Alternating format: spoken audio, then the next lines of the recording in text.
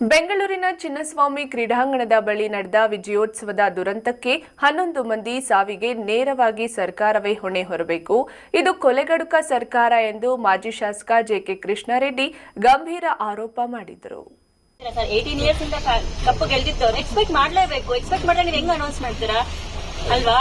ಅಷ್ಟು ಹಂಗದಿಲ್ಲ ಸರ್. ಈಗ ಮನೆಯಲ್ಲಿ ಕಾರ್ಯನೇ ಆದ್ರೂ 1.5 ತಿಂಗಳಿಂದಾನೇ ನಾವು ಪ್ಲಾನ್ ಮಾಡ್ತೀವಿ. ಅದು ಬರೀ ಜಸ್ಟ್ 100 ಜನ 200 ಜನ ಬರ್ತಾರೆ ಅಂದ್ರೇನೆ.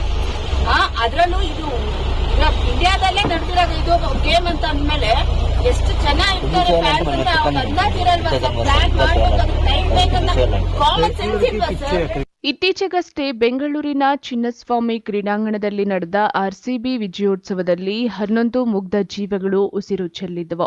ಅದರಲ್ಲಿ ಚಿಂತಾಮಣಿಯ 2 ಯುವಕರು ಸಹ ಮೃತಪಟ್ಟಿದ್ದರು. ಭಾನುವಾರ ಮೃತರಲ್ಲಿ ಒಬ್ಬರಾದ ಪ್ರಜ್ವಲ್ ಮನೆಗೆ ಮಾಜಿ ಶಾಸಕ ಜೆಕೆ ಕೃಷ್ಣಾರೆಡ್ಡಿ ಭೇಟಿ ನೀಡಿ ಕುಟುಂಬಕ್ಕೆ ಸಾಂತ್ವನ ಹೇಳಿದರು. ನಂತರ ಮಾತನಾಡಿದ ಅವರು, 11 ಜನರ ಸಾವಿಗೆ ನೇರವಾಗಿ ಸರ್ಕಾರವೇ ಹೊಣೆ ಹೊರಬೇಕು. ಇದು ಕೊಲೆಗಡುಕ ಸರ್ಕಾರ ಎಂದು ಗಂಭೀರ ಆರೋಪ ಮಾಡಿದರು. ಸಂಪೂರ್ಣ ಸರ್ಕಾರ ಹೊಣೆ. ಯಾಕೆಂತ ಹೇಳಿದ್ರೆ 3ನೇ ತಾರೀಕು ಸಂಜೆ 7:30 ಪಂದ್ಯ ಪ್ರಾರಂಭ ಆಗಿರ್ತಕ್ಕಂಥದ್ದು. ರಾತ್ರಿ 11:30-12 ಗಂಟೆಯಲ್ಲಿ ಗೆದ್ದಾದ ನಂತರ ಬೆಂಗಳೂರು ಅಷ್ಟೇ ಅಲ್ಲ, ಇಡೀ ಕರ್ನಾಟಕ ರಾಜ್ಯದಲ್ಲಿ ಸೆಲೆಬ್ರೇಷನ್ ಆಗ್ತಾ ಇತ್ತು. ಪೊಲೀಸ್ನವರು ಎಲ್ಲ ಬೆಂಗಳೂರು ಸೇರಿದಂತೆ ಬೇರೆ ಬೇರೆ ಕಡೆ ಎಲ್ಲ ಕಡೆ ಕೂಡ ಬೆಂಗಳೂರು ಪೊಲೀಸು ಇವತ್ತು ಬಂದೋಬಸ್ತ್ ಡ್ಯೂಟಿಯಲ್ಲಿ ಇದ್ದರು. ಬೆಳಗ್ಗೆ ಹೆಚ್ಚು ಕಮ್ಮಿ ಆ ಕ್ರೌಡ್ ಎಲ್ಲ ಖಾಲಿಯಾಗಿ ಹೋಗೋವರೆಗೂ ಬೆಳಗ್ಗೆ 6 ಗಂಟೆವರೆಗೂ ಕೂಡ ಇತ್ತು.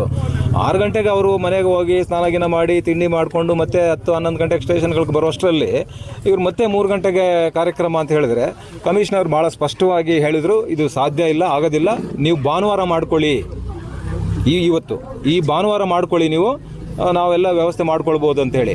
ಮತ್ತು ಸರ್ಕಾರಕ್ಕೆ ಒಂದು ಸ್ಪಷ್ಟತೆ ಇರಲಿಲ್ಲ. ಸರ್ಕಾರ ರೋಡ್ ಶೋ ಅಂತ ಹೇಳಿದ್ರು, ವಿಧಾನಸೌಧ ಅಂತ ಹೇಳಿದ್ರು, ಅಲ್ಲಿಂದ ಸ್ಟೇಡಿಯಂ ಅಂತ ಹೇಳಿದ್ರು.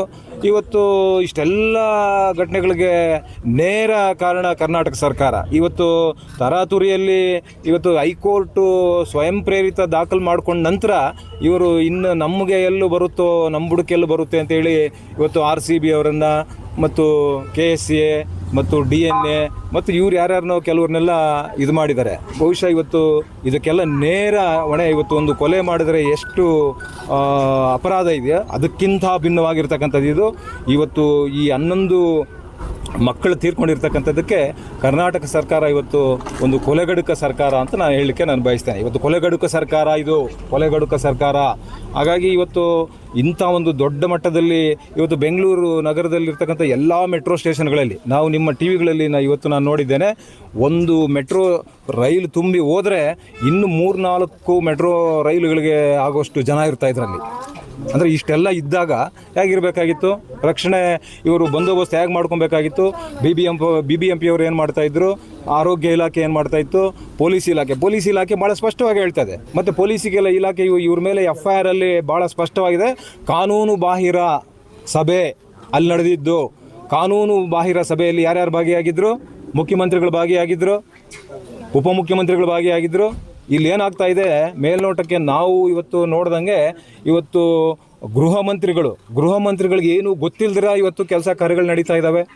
ಉಪಮುಖ್ಯಮಂತ್ರಿಗಳು ಒಂದು ಕಡೆ, ಮುಖ್ಯಮಂತ್ರಿಗಳು ಒಂದು ಕಡೆ, ಮತ್ತು ಮುಖ್ಯಮಂತ್ರಿಗಳನ್ನು ಮೀರಿಸುವಂಥ ಕೆಲಸವನ್ನು ಉಪಮುಖ್ಯಮಂತ್ರಿಗಳು ಮಾಡ್ತಾ ಇದ್ದಾರೆ. ಇನ್ನು ಮಗನನ್ನು ನೆನೆದು ಕಣ್ಣೀರು ಹಾಕಿದ ಮೃತ ಪ್ರಜ್ವಲ್ ತಾಯಿ ಭಾವುಕರಾದರು. ಪ್ರಜ್ವಲ್ ಕುಟುಂಬಕ್ಕೆ ಮಾಜಿ ಶಾಸಕ ಜೆಕೆ ಕೃಷ್ಣಾರೆಡ್ಡಿ ಧೈರ್ಯ ತುಂಬಿದ್ರು. 18 ಇಯರ್ಸ್ ಇಂದ ಕಪ್ ಗೆಲ್ದಿದ್ದವ್ರು ಎಕ್ಸ್ಪೆಕ್ಟ್ ಮಾಡಲೇಬೇಕು. ಎಕ್ಸ್ಪೆಕ್ಟ್ ಮಾಡಿದ್ರೆ ನೀವು ಹೆಂಗ್ ಅನೌನ್ಸ್ ಮಾಡ್ತೀರಾ ಅಲ್ವಾ? ಅಷ್ಟು ಹಂಗದಿಲ್ಲ ಸರ್. ಈಗ ಮನೆಯಲ್ಲಿ ಕಾರ್ಯನೇ ಆದ್ರೂ 1.5 ತಿಂಗಳಿಂದಾನೇ ನಾವು ಪ್ಲಾನ್ ಮಾಡ್ತೀವಿ. ಅದು ಬರೀ ಜಸ್ಟ್ 100 ಜನ 200 ಜನ ಬರ್ತಾರೆ ಅಂದ್ರೇನೆ. ಅದ್ರಲ್ಲೂ ಇದು ಇಂಡಿಯಾದಲ್ಲೇ ನಡೆದಿರೋದು ಇದು ಗೇಮ್ ಅಂತ ಅಂದ್ಮೇಲೆ ಎಷ್ಟು ಜನ ಇರ್ತಾರೆ ಫ್ಯಾನ್ಸ್ ಅಂತ ಅವ್ರು ಅಂದಾಜಿರಲ್ವಾ ಸರ್? ಪ್ಲಾನ್ ಮಾಡ್ಬೇಕು, ಟೈಮ್ ಬೇಕಂತ ಕಾಮನ್ ಸೆನ್ಸ್ ಇಲ್ವಾ ಸರ್? ಕಾಮನ್ ಸೆನ್ಸ್ ಇಲ್ವಾ ಸರ್?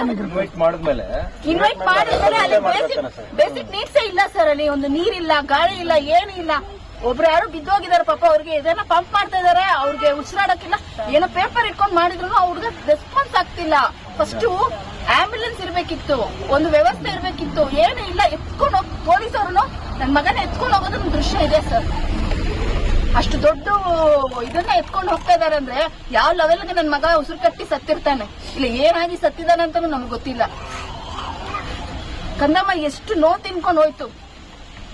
3 ಜನ ಅವೇನೋ ಬಿದ್ದಿದ್ದಾರೆ, ಅವ್ನ ಕೈ ಮಾತ್ರ ಕಾಣಿಸಿದೆ ಸರ್. ಇಷ್ಟು ಖಡ್ಗ ಹಾಕಿದಾನೆ, ಆ ರೆಡ್ ದೇವ್ರದ್ದು ದಾರ ಇದೆ ಸರ್. ಅದನ್ನ ನೋಡಿ ನಾನು ನನ್ನ ಮಗನ ಕೈ ಇದು ಅಂತ ಅನ್ಕೊಂಡಿದ್ದು.